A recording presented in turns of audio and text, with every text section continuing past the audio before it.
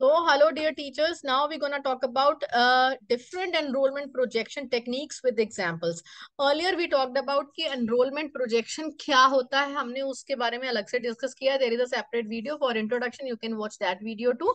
और यहाँ हम various techniques की बात कर रहे हैं. तो एग्जाम में अगर आपको लॉन्ग आंसर क्वेश्चन आता है तो हम एनरोलमेंट प्रोजेक्शन क्या है उसको एक्सप्लेन करने के बाद कुछ टेक्निक्स के बारे में बात कर सकते हैं, या ये क्वेश्चन सेपरेटली भी आ सकते हैं. That's really up to you how you want perform, how you wanna write in the paper.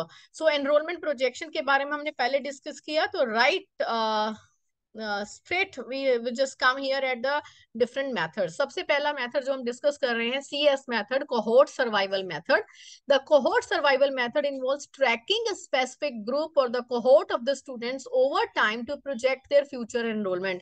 कि एक पर्टिकुलर कोहोर्ट या ग्रुप ऑफ स्टूडेंट्स को हम ऑब्जर्व करते हैं कि ये कौन से आगे फ्यूचर में एनरोलमेंट किस स्ट्रीम में जा रहे हैं, किस प्रोजेक्ट को ये ऑप्ट कर रहे हैं, क्या इनका फील्ड है जो वो चूज करते हैं. ये टेक्निक एनालाइज करती है हिस्टोरिकल डेटा कि इस पर्टिकुलर ग्रुप के पीपल, इस पर्टिकुलर बैकग्राउंड से, इस पर्टिकुलर जगह के लोग जो हैं, मेन उनका जो टारगेट होता है वो क्या करना होता है कि पर्टिकुलर में भी ये पर्टिकुलर इंजीनियरिंग में जा रहे हैं या आर्ट्स में जा रहे हैं या म्यूजिक में जा रहे हैं, या पर्टिकुलर उनका फील्ड जो है उसका होट का जो है वो चेक किया जा सकता है. For example, if the data shows 80% of students in grade 1 eventually reach grade 10, this percentage can be applied to the current grade 1 enrollment to project the कि future enrollment में grade 10 में बच्चे कितने आएंगे. एक पर्टिकुलर एरिया है जहां पर लोग शायद प्राइमरी क्लासेस करने के बाद में, ऐसे रिमोट एरियाज हैं जहाँ पे इतनी अवेयरनेस नहीं है, तो प्राइमरी के बाद में वो 10th तक एनरोल हो ही नहीं पाते.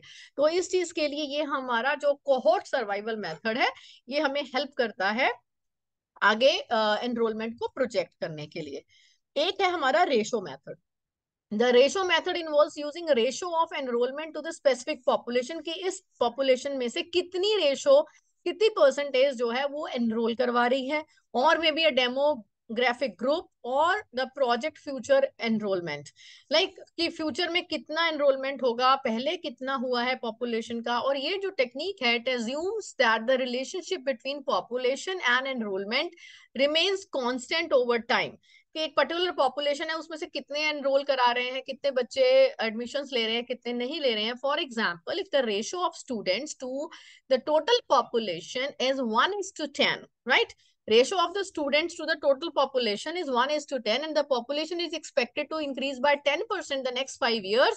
So the projected enrollment can be calculated by applying the same ratio to the projected population. ये कहती है रेशो मेथड कि रेशो जो है वो सेम रहता है, कितनी पॉपुलेशन है उसमें से कितने एनरोल करवा रहे हैं खुद को. लाइक अगर पॉपुलेशन 10% बढ़ रही है तो वो रेशो सेम रहेगा, उसके अकॉर्डिंगली हम अपने एनरोलमेंट प्रोजेक्शंस जो है वो कर सकते हैं. Next is the trend analysis. It involves studying historical enrolment data. Enrolment data को स्टडी करते हैं, जैसे हम ट्रेंड सेटर्स हो जाते हैं. तो ट्रेंड एनालिसिस, पास्ट का, हिस्ट्री का ट्रेंड क्या रहा है, उसके पैटर्न को आइडेंटिफाई करते हुए प्रोजेक्ट की जाती है future enrolment. Like, for example, if there has been a consistent annual increase of 5% enrollment over the past decade, कि हर डेकेड में, हर 10 सालों में 5% एनरोलमेंट बढ़ रहा है, तो इसके अकॉर्डिंगली आगे का जो फ्यूचर का हमारा एनरोलमेंट है उसको प्रोजेक्ट किया जा सकता है. ये क्या है, पास्ट हिस्ट्री के डेटा को स्टडी करके उसके अकॉर्डिंगली ट्रेंड को एनालिसिस करके देन जो है वो प्रोजेक्शन किया जाता है. तो and the next one is the surveys and the sampling. Collect किए जा सकते हैं जो भी हमारे रिसर्च मेथड्स हैं. Surveys and the sampling techniques involve collecting data from a representative sample of a population to estimate future enrollment. This technique may involve conducting surveys और interviews conduct की जा सकती हैं. Collected data को extrapolated to a larger population to project enrollment figures. Like survey sampling क्या करे जाते हैं, एक particular area से आपने sample collect किया, surveys किए, तो उसके accordingly आप उसका analysis करके उसको ये कर सकते हो कि इस जगह से हमने enrollment data जगह जगह से किया है, अकॉर्डिंगली उसको एक्स्ट्रापोलेट करके लार्जर पॉपुलेशन का डेटा या उसकी फिगर्स जो हैं वो प्रोजेक्ट की जा सकती हैं. नेक्स्ट हमने पहले भी एक वीडियो में डिस्कस किया है, CCM, cohort component method. It combines demographic data, maybe birth rate, mortality rate, migration rate, historical enrollment data. इसको स्टडी करके फिर इसके बेसिस पर लाइक बर्थ रेट एनालिसिस करके एस्टिमेट करते हैं कि माइग्रेशन कितना हो रहा है from rural to urban, from one place to another, from one country to another. So उसके अकॉर्डिंगली ये कोहॉर्ट कंपोनेंट मेथड है, ये हमें हेल्प करता है टू अंडरस्टैंड कि एनरोलमेंट प्रोजेक्शंस जो है वो कैसा होगा, कितना होगा, कौन से बच्चे, कौन से लोग यहाँ से माइग्रेट कर जाएंगे, कितना परसेंटेज यहाँ पर रहेगा।